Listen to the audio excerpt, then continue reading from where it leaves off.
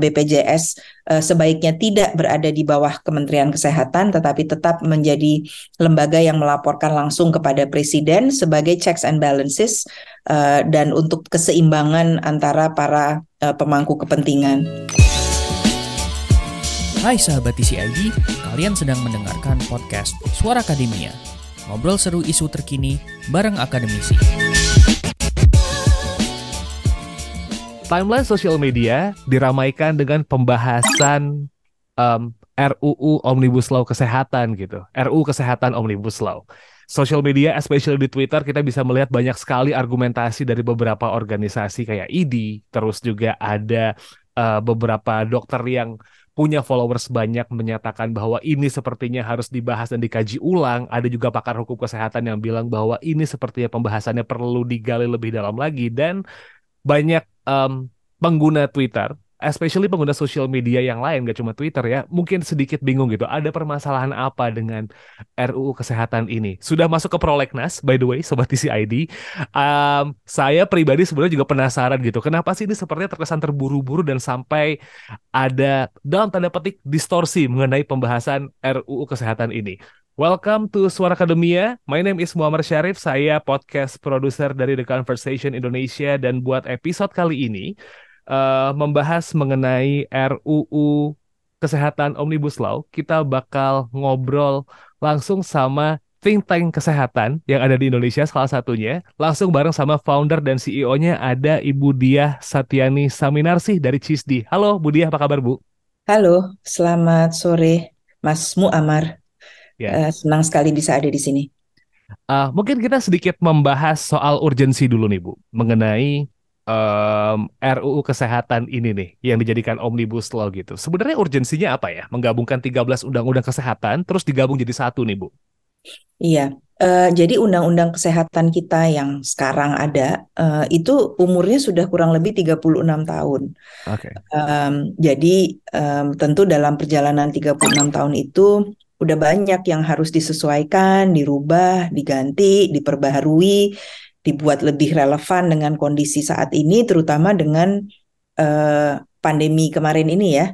Jadi yang kita lihat banyak sekali dampak buruknya terhadap kesehatan masyarakat, dan itu semuanya sebenarnya ujungnya kalau kita mau pakai peraturan ya ujung-ujungnya tentu adalah undang-undang kesehatan. Jadi undang-undang kesehatannya mesti kontekstual, mesti relevan dengan kondisi sekarang. Seperti contoh misalnya urgensi itu didapat dari undang-undang kekarantinaan kesehatan yang sudah lama usianya. Jadi itu harus diperbarui. Yang tadinya dirujuk kemudian diperbaharui di tahun 2018, dan sekarang ada lagi yang harus diganti sehingga dia katanya mau di salah satu undang-undang kekarantinaan ini adalah salah satu dari 9 undang-undang yang akan dicabut. Lalu yang lebih lama lagi usianya itu ada undang-undang wabah. Jadi tentang Undang Nomor 4 tahun 84 tentang wabah penyakit menular, itu udah berapa, hampir 40 tahun. Nah itu mau diganti gitu. Jadi ada 9 undang-undang yang akan dicabut. Kronologis waktunya yang paling lama itu tahun 84, yang paling akhir tahun 2019 ada 9, dan ada 4 yang akan dirubah.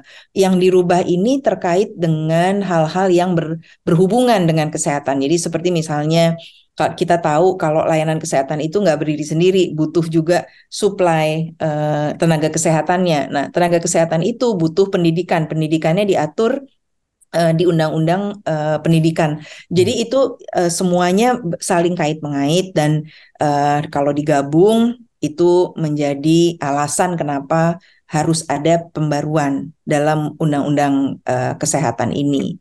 Nah, itu jawaban pertanyaannya itu dulu sebagai konteks. Jadi memang kita undang-undang kesehatan kita ini udah terlalu lama. Situasi sekarang yang ada menuntut sebuah perubahan, dan jadinya mau diganti gitu katanya. Basically out of date ya artinya Bu Diah ya? Iya. I see. Tapi kalau kita ngelihat trending di social media nih, diskusi yang lumayan panas di sosmed, banyak yang mengatakan bahwa proses perencanaan undang-undang ini dan perancangannya dianggap kurang baik gitu. Mulai dari prosesnya terburu-buru, lalu juga ada yang menyinggung mengenai naskah akademik yang dianggap kurang sesuai gitu. Nah, kalau Budia sendiri nih, kalau misalnya melihat dari proses dan juga diskusi yang terjadi, kira-kira apa yang membuat proses perancangan ini kayak masih dalam tanda petik kurang sempurna? Apakah memang gara-gara masuk ke prolegnas jadi ada kesan terburu-buru, atau situasi pandemi COVID-19 kemarin yang membuat kita jadi apa ya, mendadak kaget akhirnya harus pengen membenahi semuanya, atau gimana nih?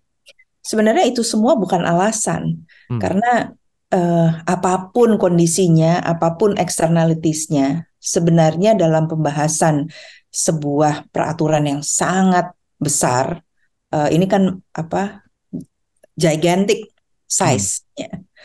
Dalam sebuah penggantian atau perubahan peraturan yang begitu besar, apalagi ada undang-undang 9 yang dicabut, ada 4 yang diganti, harusnya itu nggak lagi menjadi pertanyaan bahwa prosesnya harus bersifat inklusif Hmm. dan partisipatif dan konsultatif dan transparan.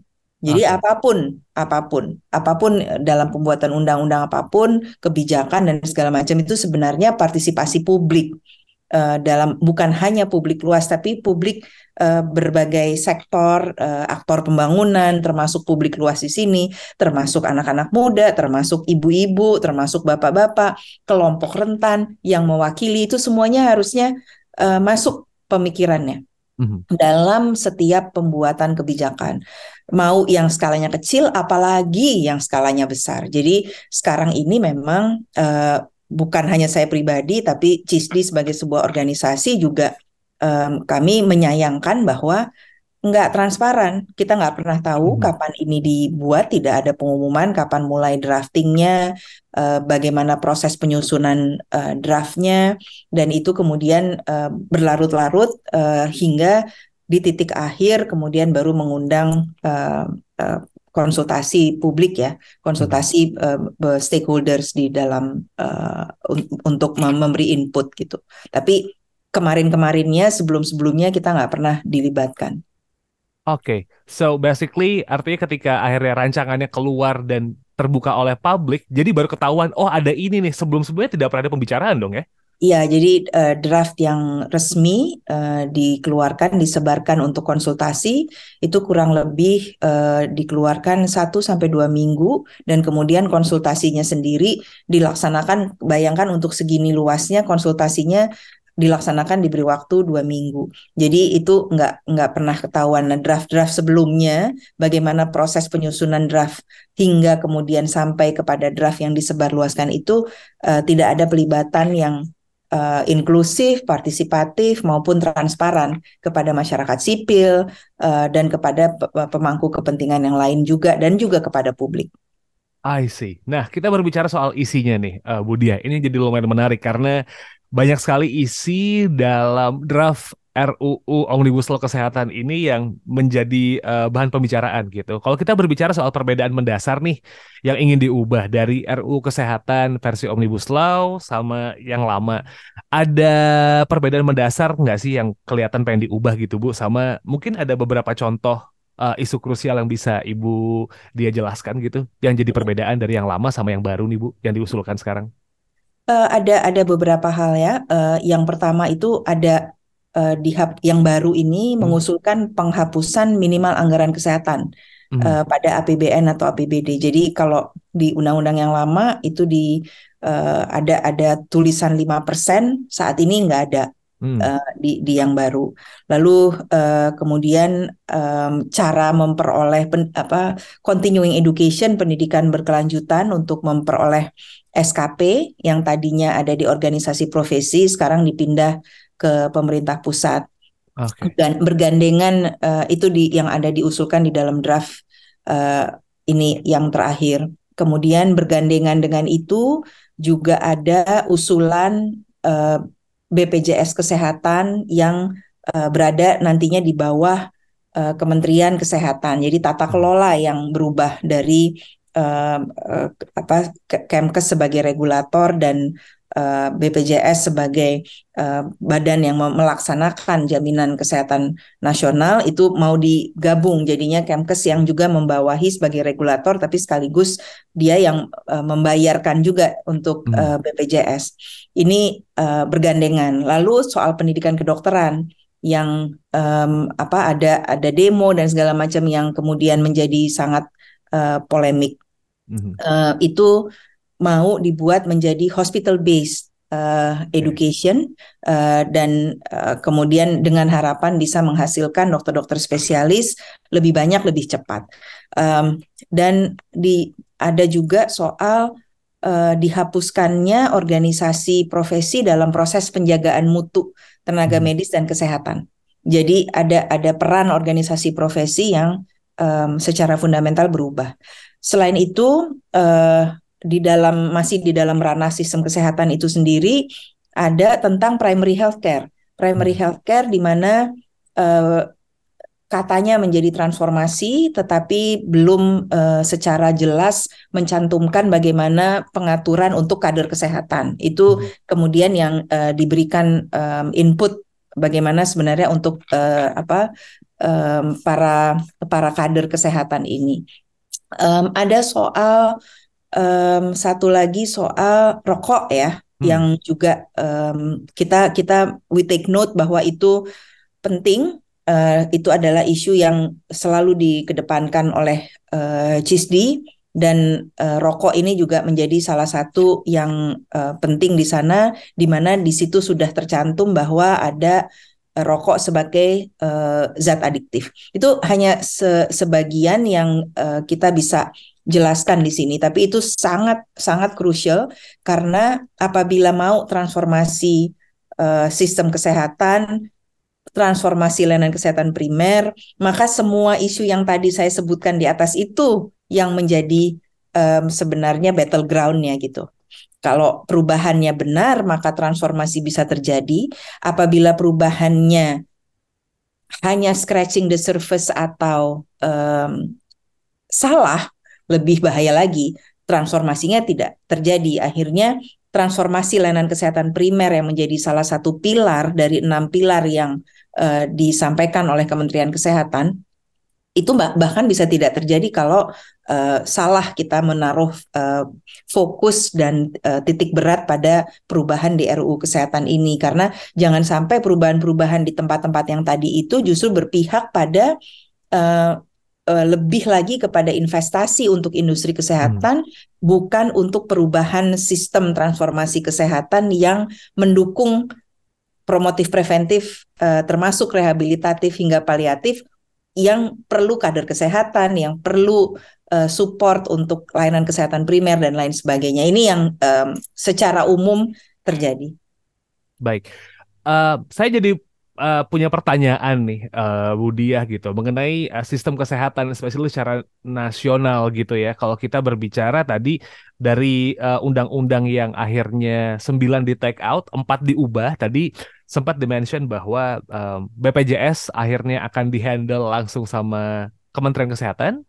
Lalu juga pendidikan profesi yang sepertinya akan sedikit berubah dan akhirnya kemarin sempat jadi perbincangan lumayan banyak orang ya. Pendidikan spesialis, pendidikan spesialis ya. Betul. Itu jadi perbincangan gitu. Nah, dengan adanya draft yang sekarang nih Bu gitu, dampak perubahannya terhadap sistem kesehatan secara nasional tuh apa aja? Dan ini kayaknya nggak cuma buat tenaga kesehatan ya, tapi masyarakat pengguna layanan kesehatan juga kayaknya terkena dampaknya dari draft yang terakhir nih Bu. Oke, jadi yang BPJS itu dari draft pertama yang keluar, kemudian CISDI memberikan masukan, itu kemudian tidak jadi dikerjakan. Jadi awalnya draft yang keluar itu menginginkan BPJS di bawah Kementerian Kesehatan, tapi kemudian diberikan masukan dan akhirnya di draft berikut itu nggak terjadi. Yang kita lihat saat ini adalah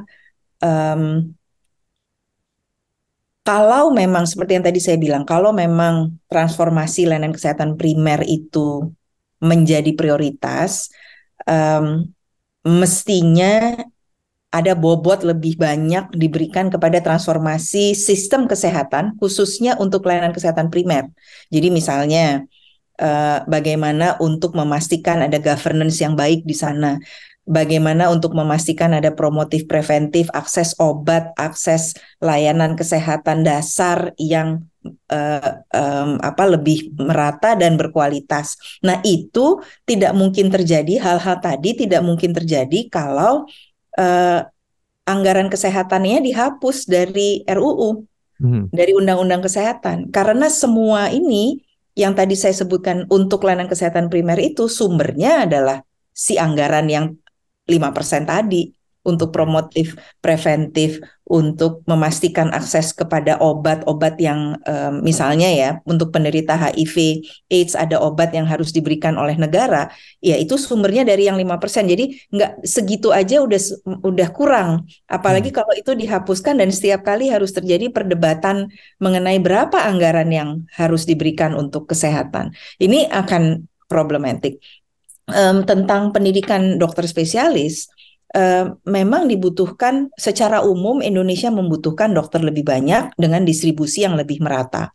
Terutama dokter spesialis dibutuhkan lebih banyak dan lebih merata. Namun demikian ada fungsi-fungsi checks and balances yang mestinya terjadi di antara kurikulum pendidikan dokter spesialis, siapa yang memastikan mutu kurikulum tersebut tetap ada, dan bagaimana agar ada kesesuaian antara apa yang dibutuhkan di layanan kesehatan dengan produksi dokternya. Jadi kalau produksi dokternya misalnya ke utara yang dibutuhkan di layanan kesehatan sebenarnya ke selatan kan jadi nggak nyambung. Nah itu ada yang namanya academic health system yang harusnya memang dikerjakan tidak hanya hospital based, karena kalau hospital based akhirnya nggak ada yang mengontrol standarisasi, nggak ada yang mengontrol mutu dan standarnya. Itu dibutuhkan, dipastikan bahwa pendidikannya align dengan apa yang akan dikerjakan di layanan kesehatannya. Nah, ini yang belum, saya harap ini akan diakomodasi dan namun belum terlihat. Selain itu juga tadi saya lupa menyebutkan ada dibukanya dokter kemungkinan untuk dokter asing untuk berpraktek di Indonesia. Secara konsep saya nggak tahu ya, ini tentu kita harus melihat scientific evidence yang ada sebelum betul-betul dilihat nanti dibuat sebagai policy, dan saya harap draft ini sudah berdasarkan ini sudah evidence based. Tapi dalam membuka kesempatan untuk dokter asing masuk ke dalam wilayah negara, mestinya ada terms and conditions yang diatur secara lebih detail. Misalnya di daerah mana saja, apakah hanya di layanan kesehatan primer, ataukah hanya di layanan sekunder, apakah harus bisa berbicara bahasa dulu, ada standar bahasa supaya pada saat melakukan anamnesa tidak salah. Nah, detail-detail ini yang mestinya juga ada di dalam undang-undang, atau kalau memang dimaksudkan untuk diturut nanti ada di dalam peraturan turunannya, paling tidak ada proses konsultasi di mana hal tersebut bisa dijelaskan. Nah, balik lagi ke masalah inklusi dan masalah transparansi dalam tata kelola penyusunan RUU ini. Gitu. Artinya permasalahan draft RUU ini yang sifatnya tidak inklusif, yang ujuk-ujuk ada, yang membuat protes dari membuka banyak sekali pertanyaan, open ended jadinya, dan itu yang harusnya bisa dijelaskan oleh para pemangku kepentingan yang menyusun, dan kemudian sebagai konsekuensinya pihak-pihak yang non pemangku kepentingan apabila menerima penjelasan tersebut dibuka kesempatan untuk memberikan input yang berdasarkan evidence. Karena disitulah sebenarnya kita ini ada kan, civil society ada karena kerjaannya memang melakukan penelitian, generating evidence, mengumpulkan evidence. Ya, evidence kita itulah yang kami minta untuk diterima sebagai evidence tanpa ada baggage apapun. Sebagai scientific evidence. Itu memang kegunaannya masyarakat sipil, kegunaannya lembaga penelitian, dan ini yang kita sayangkan mungkin. Kita ada di sini kok, kenapa, why don't you utilize us better? Mungkin lebih gitu ya ininya. Dan kalau ditanya ke rekan-rekan dari organisasi profesi yang kemarin melakukan protes dan segala macam, mungkin juga sebenarnya fundamentalnya itu, bahwa masukan kita itu didengar, diberikan ruang, dan tidak untuk dibungkam. I see. Jadi sebenarnya memang proses yang tidak inklusif menjadi muara dari permasalahan banyaknya diskusi Ujung publik. pangkalnya, iya. Oke, I see. Dan yang menjadi pertanyaan akhirnya ini menurut saya, kalau misalnya memang sampai pada akhirnya poin penolakan sudah disampaikan dan ada ketakutan dari masyarakat, Bu, kalau melihat dari undang-undang sebelumnya yang sifatnya gigantik, usul masyarakat didengar tapi dikit banget ujung-ujungnya disahkan gitu. Iya, What happened kalau misalnya memang pada akhirnya ini terulang lagi, amit-amit terulang lagi sih sebenarnya, iya, amit-amit jangan sampai terulang lagi dan akhirnya iya.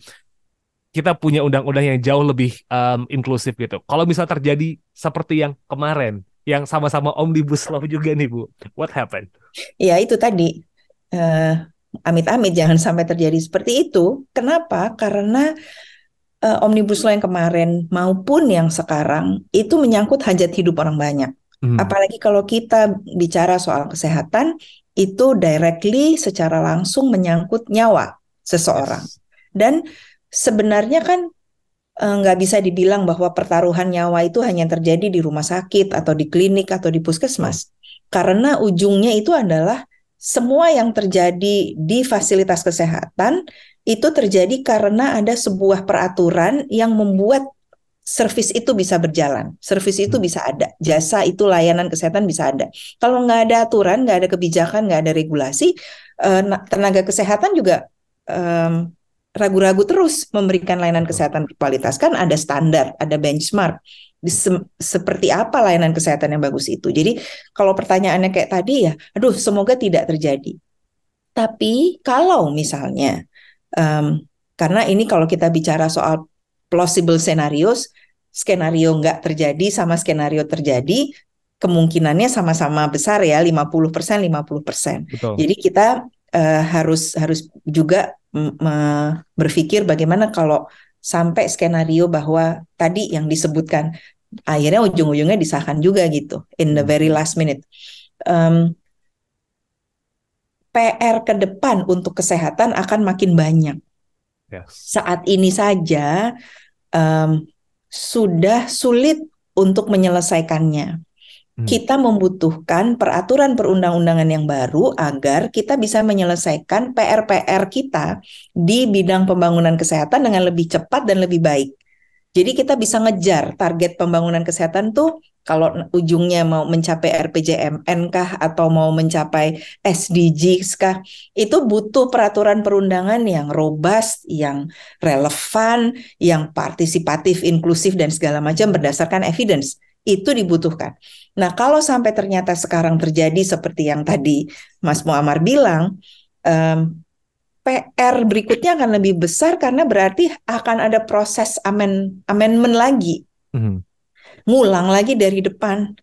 Proses konsultasinya harus dibuat lebih inklusif. Jadi kayak kerja 2-3 kali. Dan itu makin lama pembuat kebijakan bekerja, melaksanakan proses ini dengan baik. Sementara itu nyawa orang bisa melayang. betul. Jadi we are losing time. Dan kalau di dunia kesehatan di mana bisnisnya, mohon maaf kata yang lebih baik, mungkin bukan bisnis tapi apa ya, di apa prosesnya itu sebenarnya dipakai untuk menyelamatkan nyawa orang, makin lama proses itu berjalan, makin banyak nyawa yang melayang. Betul. Itu aja. Jadi saya harap betul-betul amit-amit jangan sampai terjadi, tapi kalau iya, dan the consequences adalah kita ngulang dari depan, proses amandemennya harus berjalan dengan lebih inklusif, lebih partisipatif, jangan ada deadlock lagi, lebih bisa ada kebesaran hati untuk saling mendengarkan, agree to disagree mungkin, Hmm, tapi semuanya dibuat berdasarkan evidence. Dan disitulah sekali lagi letak um, para dokter ini atau para nakes ini juga kan scientist dan yes. mereka biasa melakukan penelitian. Kami yang bekerja di layanan kesehatan primer yang bicara soal pentingnya gender lens itu akan menjadi satu kesatuan yang baik kalau sebenarnya bisa didengarkan dan diambil isi kepalanya, isi penelitiannya. Jadi lumayan redundant kalau pada akhirnya nggak mau buka Iya, telinga ya, iya.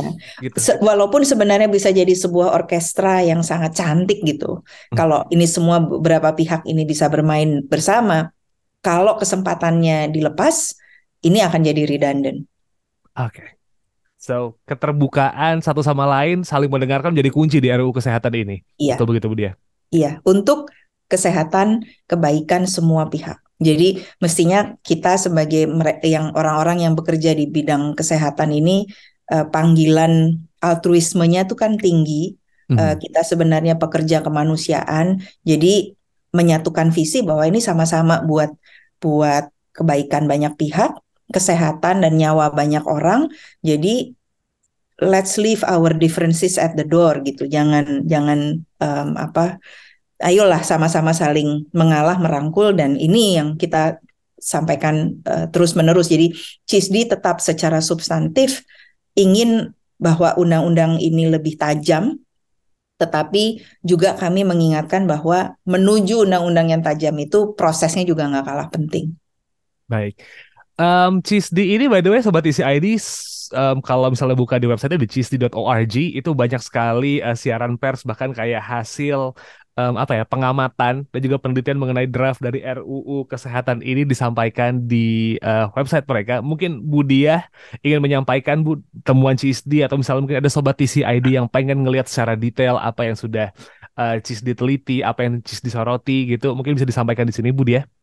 Iya, jadi ada policy brief yang Mhm. uh, atau daftar inventaris masalah RUU Kesehatan yang dikeluarkan oleh CISDI. Ada berbagai hal yang kami soroti di sini. Satu, tentang integrasi layanan primer. Kita memberikan bahwa yang poin ini ada banyak, tapi satu highlight yang saya ingin sampaikan adalah soal fungsi dan pengorganisasian dari kader kesehatan dan bagaimana layanan kesehatan primer itu sebagai sebuah ekosistem sebenarnya yang melibatkan keseluruhan aspek, jadi promotif, preventif, kuratif, rehabilitatif, dan paliatif. Jadi tidak hanya promotif preventif, tetapi juga mencangkup semuanya. Di samping tentu kesejahteraan, tentang kesejahteraan kader, bagaimana supaya kita bisa memberdayakan kader kesehatan yang ada banyak di antara kita ini, jutaan jumlahnya, dan itu bisa menjadi penopang dari layanan kesehatan primer. Nah, kedua juga kami menggarisbawahi tentang ada beberapa hal, yang satu lagi tentang kader kesehatan sebagai SDM kesehatan sudah saya sebutkan. Ada lagi tentang masyarakat rentan. Jadi kita melihat kenapa CISDI terus-menerus berbicara soal masyarakat rentan, karena kami melihat sepanjang pandemi, termasuk bagaimana vaksin itu didistribusikan, masyarakat rentan ini yang sebenarnya tersisih. Jadi kalau kita sekarang mau bikin undang-undang yang baru untuk kesehatan, maka definisi dari kelompok rentan ini mesti diperluas. Ada yang misalnya orang dengan penyakit penyerta, seperti misalnya yang beban penyakit di Indonesia itu yang berat adalah penyakit tidak menular, yaitu diabetes, hipertensi, gagal ginjal, penyakit jantung dan gangguan pernafasan. Lalu ada kelompok rentan yang berasal dari kelompok demografi dengan relasi kuasa yang rendah, seperti lansia, anak dan perempuan. Itu juga kami menginginkan itu ada masuk di dalam definisi kelompok rentan. Lalu individu yang mengalami ketersisihan sosial karena agama dan kepercayaan, disabilitas, etnis, penyakit, gender dan seksualitas, serta kewarganegaraan. Jadi ini jangan lupa bahwa ada pengungsi di Indonesia juga, dan itu yang selama COVID kita lihat tertinggal. Lalu individu yang sulit akses, dia di daerah yang sangat jauh, aksesnya terhambat, termasuk di dalamnya masyarakat adat, dan yang tidak mampu melaksanakan praktek 5M. Nah, ini kita menggarisbawahi pentingnya perluasan kelompok rentan ini. Masalah tata kelola udah saya sampaikan tadi, di mana BPJS sebaiknya tidak berada di bawah Kementerian Kesehatan, tetapi tetap menjadi lembaga yang melaporkan langsung kepada Presiden sebagai checks and balances dan untuk keseimbangan antara para pemangku kepentingan. Dan terakhir yang digarisbawahi CISDI adalah pengendalian penyakit tidak menular. Ini yang tadi hubungannya dengan Undang-Undang Kekarantinaan dan Undang-Undang Wabah. Dan terakhir setelah itu adalah zat aditif atau rokok, di mana kita menginginkan agar rokok memang dimasukkan sebagai salah satu zat adiktif. Itu yang digarisbawahi oleh CISDI secara umum, karena disitulah ekspertis CISDI, sementara ada rekan-rekan lain dari tenaga kesehatan yang memperjuangkan isu-isunya juga. Baik, kalau begitu terima kasih Ibu Diah, CEO dari Center for Indonesia Strategic Development Initiatives untuk ngobrol-ngobrol kali ini. Jangan lupa juga kalau misalnya emang pengen tahu apa yang CISDI teliti, apa yang CISDI bisa share ke Sobat Isi ID, follow Instagram di CISDI_ID. Kayaknya mau ada event di M-Block ya Bu ya? Tanggal 27-28 nanti ya? weekend ini 2 hari, tanggal 27 dan 28, primary healthcare itu selalu menjadi prioritas utama dari CISDI. Pekerjaan di sistem layanan kesehatan, di sistem kesehatan khususnya layanan kesehatan primer, kita ada yang namanya Road to PHC Forum. PHC Forumnya itu sendiri akan terjadi di bulan November. Kita mulai kick off di weekend ini tanggal 27 dan 28 Mei. Di M-Block ada peluncuran buku, ada pemutaran film dokumenter, ada stand-up comedy, ada talk show, dan lain-lain, pameran foto, pameran instalasi seni, dan lain sebagainya. Oke, just follow CISDI_ID di Instagram. Kontennya lucu-lucu. Saya suka yang konten ngomongin jamu, Bu. Suka banget. Lagi mulai minum jamu soalnya. Alright, kalau gitu Sobat Isi ID, thank you so much udah dengerin episode ini. Bu Diah, once again terima kasih. Kita ketemu lagi di episode-episode berikutnya. Wassalamualaikum.